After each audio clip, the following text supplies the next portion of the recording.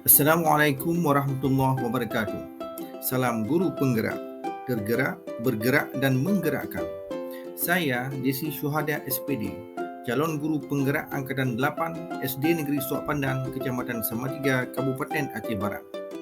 Pada kesempatan ini, saya akan memaparkan modul 1.1A8 tentang koneksi antara materi, kesimpulan dan refleksi pemikiran Ki Hajar Dewantara.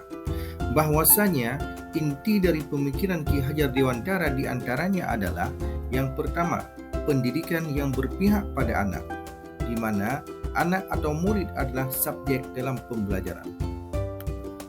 Yang kedua, dalam mendidik dan mengajarkan anak, sesuaikan pendidikan dengan kodrat alam dan kodrat zaman peserta didik, sehingga kita bisa membekali mereka untuk menjawab tantangan zaman yang selalu berubah dari waktu ke waktu.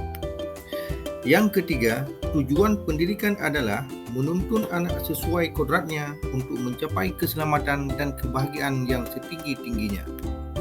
Seperti halnya filosofi dari Ki Hajar Dewantara bahwa pendidik diibaratkan seperti seorang petani. Ia hanya dapat menuntun tumbuhnya padi, namun ia tidak dapat menuntut padi untuk tumbuh menjadi jagung.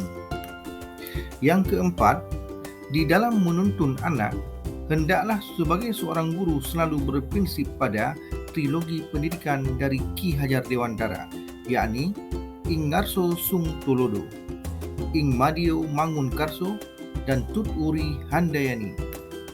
Kemudian dari modul ini, ada 3 hal yang ditanyakan. Yang pertama, apa yang saya percaya tentang murid dan pembelajaran di kelas sebelum saya mempelajari modul 1.1. Yang kedua, apa yang berubah dari pemikiran atau perilaku saya setelah modul ini?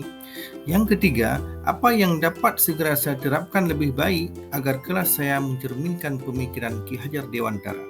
Yang saya percaya tentang murid dan pembelajaran di kelas sebelum saya mempelajari modul 1.1 adalah bahwa yang pertama, pembelajaran berpusat pada guru. Kedua, guru kurang memahami karakteristik murid.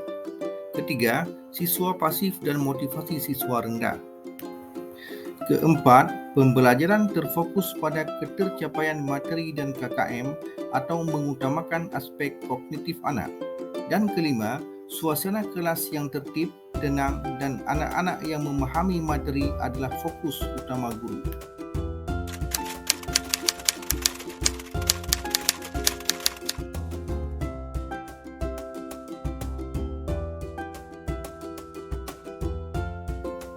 Setelah saya mempelajari modul 1.1 ini, yang berubah dari pemikiran atau perilaku saya setelah mempelajari modul ini adalah yang pertama, merubah pemikiran.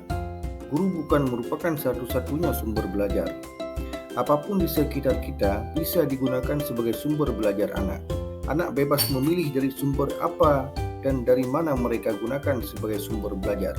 Tugas guru adalah menuntun, mengarahkan mana yang baik dan mana yang tidak baik. Yang kedua, pembelajaran menjadi berpusat pada anak. Dengan pembelajaran berpusat pada anak-anak, akan menjadi aktif dan terlibat dalam proses pembelajaran, sehingga mereka dapat mengkonstruksi pengetahuannya. Yang ketiga, saya dapat lebih menghargai setiap karakteristik belajar anak. Anak terlahir berbeda, setiap individu memiliki keunikannya masing-masing. Saya sadar dengan adanya perbedaan ini akan membuat pembelajaran lebih berwarna. Sebagai seorang pamo, saya harus dapat menuntun anak sesuai dengan kodratnya. Kemudian, selain merubah pemikiran, mempelajari modul 1.1 ini juga dapat merubah perilaku saya. Yang pertama, seorang guru harus dapat mengemas pembelajaran secara menarik agar motivasi belajar siswa meningkat. Kemudian, yang kedua, memberikan kebebasan kepada siswa atau anak untuk menyelesaikan setiap tugas sesuai dengan minat, bakat, dan kreativitasnya masing-masing. Kemudian yang ketiga, guru harus lebih cermat melihat bakat anak. Bapak dan Ibu guru hebat, agar kelas saya mencerminkan pemikiran Ki Hajar Dewantara, penerapan yang akan segera saya terapkan di kelas diantaranya adalah yang pertama, saya akan menerapkan pembelajaran berbasis kearifan lokal dan budaya setempat. Kedua, merancang pembelajaran yang interaktif dan menyenangkan dengan melibatkan peserta didik. Ketiga, menerapkan konsep merdeka belajar dan mengintegrasikan setiap pembelajaran dengan pencapaian profil belajar Pancasila. Keempat, pembelajaran yang mengutamakan aspek budi pekerti. Kelima, pembelajaran yang sesuai dengan kodrat alam dan kodrat zaman. Dan yang terakhir, mengintegrasikan permainan dalam pembelajaran. Kesimpulan yang dapat saya sampaikan pada kesempatan ini adalah dasar-dasar pemikiran dari Ki Hajar Dewantara harus segera kita terapkan dalam proses pembelajaran di kelas atau di sekolah kita masing-masing. Di antaranya, yang pertama, pendidikan adalah menuntun anak sesuai dengan minat dan bakatnya. Kedua, pendidikan bukan hanya ilmu akademis saja, namun perlu penanaman budi pekerti yang baik. Dan yang ketiga, pendidikan sejatinya adalah berpusat pada anak. Demikianlah pemaparan saya tentang koneksi antar materi, kesimpulan, dan pemikiran Ki Hajar Dewantara.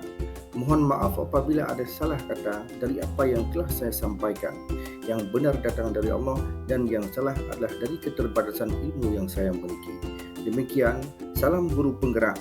Tetaplah semangat dan jangan lupa bahagia. Wassalamualaikum warahmatullahi wabarakatuh.